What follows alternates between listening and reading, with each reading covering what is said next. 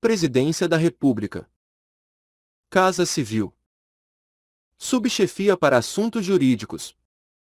Decreto-Lei nº 4.657, de 4 de setembro de 1942. Lei de Introdução às Normas do Direito Brasileiro. Redação dada pela Lei nº 12.376, de 2010. O Presidente da República, usando da atribuição que lhe confere o artigo 180 da Constituição, decreta. Art. 1. Salvo disposição contrária, a lei começa a vigorar em todo o país 45 dias depois de oficialmente publicada. Primeiro, nos estados estrangeiros, a obrigatoriedade da lei brasileira, quando admitida, se inicia 3 meses depois de oficialmente publicada. Segundo, revogado pela Lei nº 12.036, de 2009. Terceiro, se, antes de entrar a lei em vigor, ocorrer nova publicação de seu texto, destinada à correção, o prazo deste artigo e dos parágrafos anteriores começará a correr da nova publicação. Quarto, as correções a texto de lei já em vigor consideram-se lei nova. Art. 2. O não se destinando à vigência temporária, a lei terá vigor até que outra modifique ou revogue. Primeiro, a lei posterior revoga a anterior quando expressamente o declare, quando seja com ela incompatível ou quando regule inteiramente a matéria de que tratava a lei anterior. Segundo, a lei nova, que estabeleça disposições gerais ou especiais a par das já existentes, não revoga nem modifica a lei anterior. Terceiro, salvo disposição em contrário, a lei revogada não se restaura por ter a lei revogadora perdido a vigência. Art. 3. Ninguém se escusa de cumprir a lei, alegando que não a conhece. Art. 4. Quando a lei for omissa, o juiz decidirá o caso de acordo com a analogia, os costumes e os princípios gerais de direito. Art. 5. Na aplicação da lei, o juiz atenderá aos fins sociais a que ela se dirige e às exigências do bem comum. Art. 6. A lei em vigor terá efeito imediato e geral, respeitados o ato jurídico perfeito, o direito adquirido e a coisa julgada. Primeiro, reputa-se ato jurídico perfeito o já consumado segundo a lei vigente ao tempo em que se efetuou. Segundo, consideram-se adquiridos assim os direitos que o seu titular, ou alguém por ele, possa exercer, como aqueles cujo começo do exercício tenha termo pré-fixo, ou condição pré-estabelecida inalterável, a arbítrio de outrem. Terceiro, chama-se coisa julgada ou caso julgado a decisão judicial de que já não caiba recurso. Art. 7. A lei do país em que domiciliada a pessoa determina as regras sobre o começo e o fim da personalidade, o nome, a capacidade e os direitos de família. Primeiro, realizando-se o casamento no Brasil, será aplicada a lei brasileira quanto aos impedimentos dirimentes e às formalidades da celebração. Segundo, o casamento de estrangeiros poderá celebrar-se perante autoridades diplomáticas ou consulares do país de ambos os nubentes. Terceiro, tendo os nubentes domicílio diverso, regerá os casos de invalidade do matrimônio a lei do primeiro domicílio conjugal. Quarto, o regime de bens, legal ou convencional, obedece à lei do país em que tiverem os nubentes domicílio, e, se este for diverso, a do primeiro domicílio conjugal. Quinto, o estrangeiro casado, que se naturalizar brasileiro, pode, mediante expressa anuência de seu cônjuge, requerer ao juiz, no ato de entrega do decreto de naturalização, se apostile ao mesmo a adoção do regime de comunhão parcial de bens, respeitados os direitos de terceiros e dada esta adoção ao competente registro. Sexto, divórcio realizado no estrangeiro, se um ou ambos os cônjuges forem brasileiros, só será reconhecido no Brasil depois de um ano da data da sentença, salvo se houver sido antecedida de separação judicial por igual prazo, caso em que a homologação produzirá efeito imediato, obedecidas as condições estabelecidas para a eficácia das sentenças estrangeiras no país. O Superior Tribunal de Justiça, na forma de seu regimento interno, poderá reexaminar, a requerimento do interessado, decisões já proferidas em pedidos de homologação de sentenças estrangeiras de divórcio de brasileiros, a fim de que passem a produzir todos os efeitos legais. Sétimo, salvo caso de abandono, O domicílio do chefe da família estende-se ao outro cônjuge e aos filhos não emancipados, e o do tutor ou curador aos incapazes sob sua guarda. Oitavo. Quando a pessoa não tiver domicílio, considerar-se-á domiciliada no lugar de sua residência ou naquele em que se encontre. Art. 8. Para qualificar os bens e regular as relações a eles concernentes, aplicar-se-á a lei do país em que estiverem situados. Primeiro, aplicar-se-á a lei do país em que for domiciliado o proprietário, quanto aos bens móveis que ele trouxer ou se destinarem a transporte para outros lugares. Segundo, o penhor regula-se pela lei do domicílio que tiver a pessoa, em cuja posse se encontre a coisa apenhada. Art. 9. Para qualificar e reger as obrigações, aplicar-se-á a lei do país em que se constituírem. Primeiro, destinando-se a obrigação a ser executada no Brasil e dependendo de forma essencial, será esta observada, admitidas as peculiaridades da lei estrangeira quanto aos requisitos extrínsecos do ato. Segundo, a obrigação resultante do contrato reputa-se constituída no lugar em que residir o proponente. Art. 10. A sucessão por morte ou por ausência obedece à lei do país em que domiciliado o defunto ou o desaparecido, qualquer que seja a natureza e a situação dos bens. Primeiro, a sucessão de bens de estrangeiros situados no país será regulada pela lei brasileira em benefício do cônjuge ou dos filhos brasileiros, ou de quem os represente, sempre que não lhe seja mais favorável a lei pessoal do cujos. Segundo a lei do domicílio do herdeiro, o legatário regula a capacidade para suceder. Art. 11. As organizações destinadas a fins de interesse coletivo, como as sociedades e as fundações, obedecem à lei do Estado em que se constituírem. Primeiro, não poderão, entretanto, ter no Brasil filiais, agências ou estabelecimentos antes de serem os atos constitutivos aprovados pelo governo brasileiro, ficando sujeitas à lei brasileira. Segundo, os governos estrangeiros, bem como as organizações de qualquer natureza, que eles tenham constituído, dirijam ou hajam investido de funções públicas, não poderão adquirir no Brasil bens imóveis ou susceptíveis de desapropriação. Terceiro, os governos estrangeiros podem adquirir a propriedade dos prédios necessários à sede dos representantes diplomáticos ou dos agentes consulares. Art. 12. É competente a autoridade judiciária brasileira, quando for o réu domiciliado no Brasil ou aqui tiver de ser cumprida a obrigação. Ou só a autoridade judiciária brasileira compete conhecer das ações relativas a imóveis situados no Brasil. Segundo, a autoridade judiciária brasileira cumprirá, concedido o exequatur segundo a forma estabelecida pela lei brasileira, as diligências deprecadas por autoridade estrangeira competente, observando a lei desta, quanto ao objeto das diligências. Art. 13. A prova dos fatos ocorridos em país estrangeiro rege-se pela lei que nele vigorar, quanto ao ônus e aos meios de produzir-se, não admitindo os tribunais brasileiros provas que a lei brasileira desconheça. Art. 14. Não conhecendo a lei estrangeira, poderá o juiz exigir de quem a invoca a prova do texto e da vigência. Art. 15. Será executada no Brasil a sentença proferida no estrangeiro, que reúna os seguintes requisitos: a. Haver sido proferida por juiz competente. B. Terem sido as partes citadas ou haver-se legalmente verificado a revelia.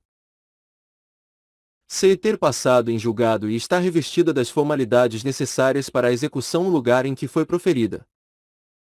D. Estar traduzida por intérprete autorizado. E. Ter sido homologada pelo Supremo Tribunal Federal. Parágrafo único. Art. 16.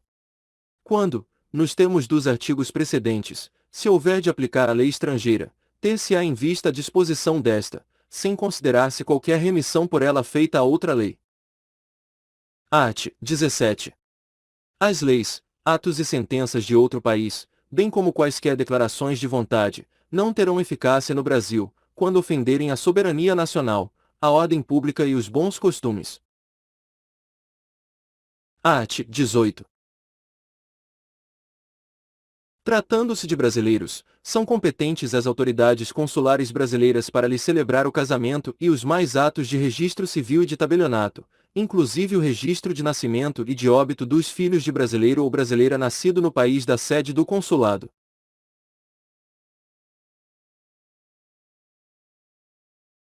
Primeiro, as autoridades consulares brasileiras também poderão celebrar a separação consensual e o divórcio consensual de brasileiros, não havendo filhos menores ou incapazes do casal e observados os requisitos legais quanto aos prazos, devendo constar da respectiva escritura pública as disposições relativas à descrição e à partilha dos bens comuns e à pensão alimentícia, ainda, ao acordo quanto à retomada pelo cônjuge de seu nome de solteiro ou à manutenção do nome adotado quando se deu o casamento. Segundo, é indispensável a assistência de advogado, devidamente constituído, que se dará mediante a subscrição de petição, juntamente com ambas as partes, ou com apenas uma delas, caso a outra constitua advogado próprio, não se fazendo necessário que a assinatura do advogado conste da escritura pública. Art. 19. Reputam-se válidos todos os atos indicados no artigo anterior e celebrados pelos cônsules brasileiros na vigência do Decreto-Lei nº 4.657, de 4 de setembro de 1942, desde que satisfaçam todos os requisitos legais. Parágrafo único. No caso em que a celebração desses atos tiver sido recusada pelas autoridades consulares, com fundamento no artigo 18 do mesmo Decreto-Lei, ao interessado é facultado renovar o pedido dentro em 90 dias contados da data da publicação desta lei. Art. 20. Nas esferas administrativa, controladora e judicial, não se decidirá com base em valores jurídicos abstratos sem que sejam consideradas as consequências práticas da decisão. Incluído pela Lei nº 13.655, de 2018, Regulamento. Parágrafo único. A motivação demonstrará a necessidade e a adequação da medida imposta ou da invalidação de ato, contrato, ajuste, processo ou norma administrativa, inclusive em face das possíveis alternativas. Incluído pela Lei nº 13.655, de 2018. Art. 21. A decisão que, nas esferas administrativa, controladora ou judicial, decretar a invalidação de ato, contrato, ajuste, processo ou norma administrativa deverá indicar de modo expresso suas consequências jurídicas e administrativas. Incluído pela Lei nº 13.655, de 2018, Regulamento. Parágrafo único. A decisão a que se refere o caput deste artigo deverá, quando for o caso, indicar as condições para que a regularização ocorra de modo proporcional e equânime sem prejuízo aos interesses gerais, não se podendo impor aos sujeitos atingidos ônus ou perdas que, em função das peculiaridades do caso, sejam anormais ou excessivos. Incluído pela Lei nº 13.655, de 2018. Art. 22.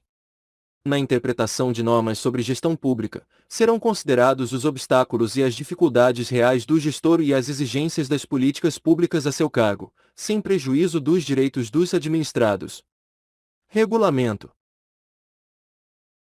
Primeiro, em decisão sobre regularidade de conduta ou validade de ato, contrato, ajuste, processo ou norma administrativa, serão consideradas as circunstâncias práticas que houverem imposto, limitado ou condicionado a ação do agente.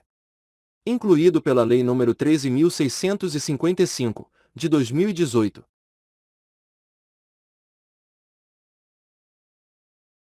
Segundo, na aplicação de sanções, serão consideradas a natureza e a gravidade da infração cometida, os danos que dela provierem para a administração pública, as circunstâncias agravantes ou atenuantes e os antecedentes do agente.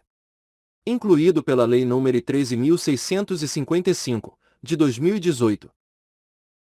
Terceiro, as sanções aplicadas ao agente serão levadas em conta na dosimetria das demais sanções de mesma natureza e relativas ao mesmo fato.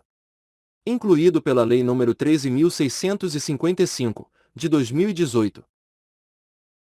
Art. 23. A decisão administrativa, controladora ou judicial que estabelecer interpretação ou orientação nova sobre norma de conteúdo indeterminado, impondo novo dever ou novo condicionamento de direito, deverá prever regime de transição quando indispensável para que o novo dever ou condicionamento de direito seja cumprido de modo proporcional, equânime e eficiente sem prejuízo aos interesses gerais. Regulamento. Parágrafo único. Vetado. Incluído pela Lei nº 13.655, de 2018. Art. 24. A revisão, nas esferas administrativa, controladora ou judicial, quanto à validade de ato, contrato, ajuste, processo ou norma administrativa cuja produção já se houver completado levará em conta as orientações gerais da época, sendo vedado que, com base em mudança posterior de orientação geral, se declarem inválidas situações plenamente constituídas. Incluído pela Lei nº 13.655, de 2018, Regulamento. Parágrafo único. Consideram-se orientações gerais as interpretações e especificações contidas em atos públicos de caráter geral ou em jurisprudência judicial ou administrativa majoritária, e ainda as adotadas por prática administrativa reiterada e de amplo conhecimento público. Incluído pela Lei nº 13.655, de 2018. Art. 25. Vetado. Incluído pela Lei nº 13.655, de 2018. Art. 26.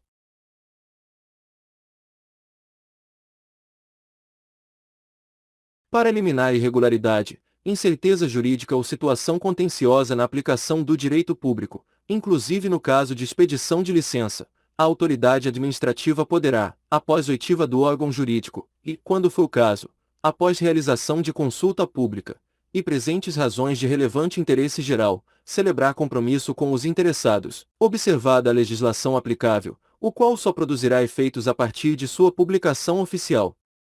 Incluído pela Lei nº 13.655, de 2018, Regulamento. Primeiro compromisso referido no caput deste artigo, incluído pela Lei nº 13.655, de 2018.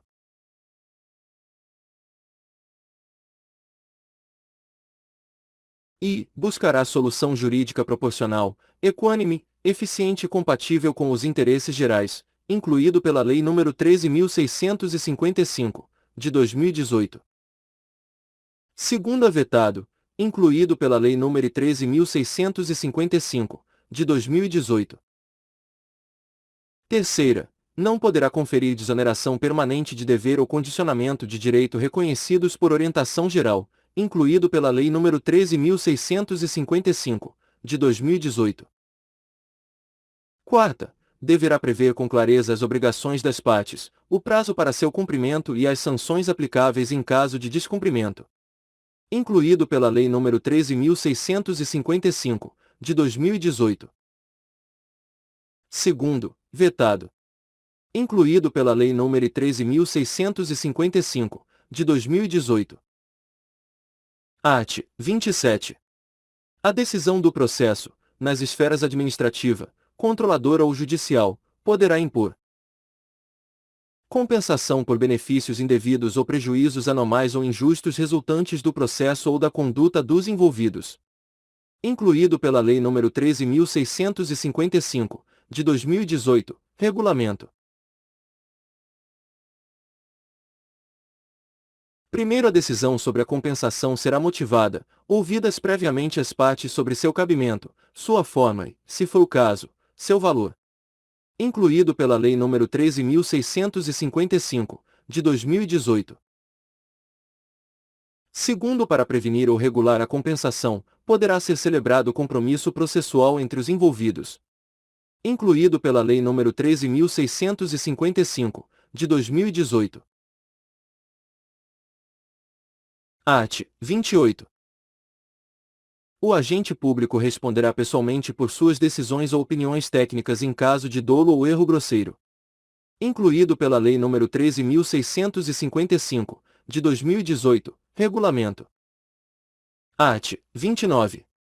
Em qualquer órgão ou poder, a edição de atos normativos por autoridade administrativa, salvo os de mera organização interna, poderá ser precedida de consulta pública para manifestação de interessados, preferencialmente por meio eletrônico, a qual será considerada na decisão.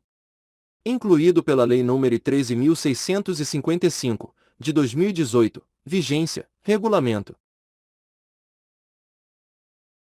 Primeiro, a convocação conterá a minuta do ato normativo e fixará o prazo e demais condições da consulta pública, observadas as normas legais e regulamentares específicas, se houver.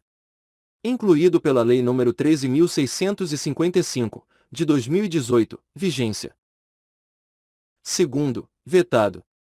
Incluído pela Lei nº 13.655, de 2018, vigência. Art. 30.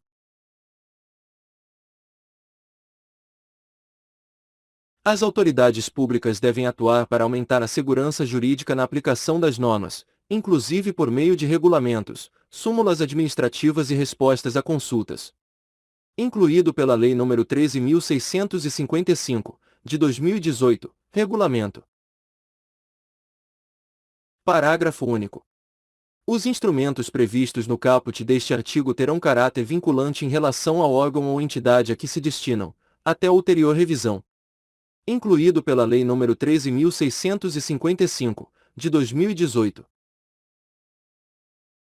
Rio de Janeiro, 4 de setembro de 1942, 121º da Independência e 54º da República. Getúlio Vargas Alexandre Marcondes Filho Osvaldo Aranha. Este texto não substitui o publicado no DOU de 9 de setembro de 1942, retificado em 8 de outubro de 1942 e retificado em 17 de junho de 1943.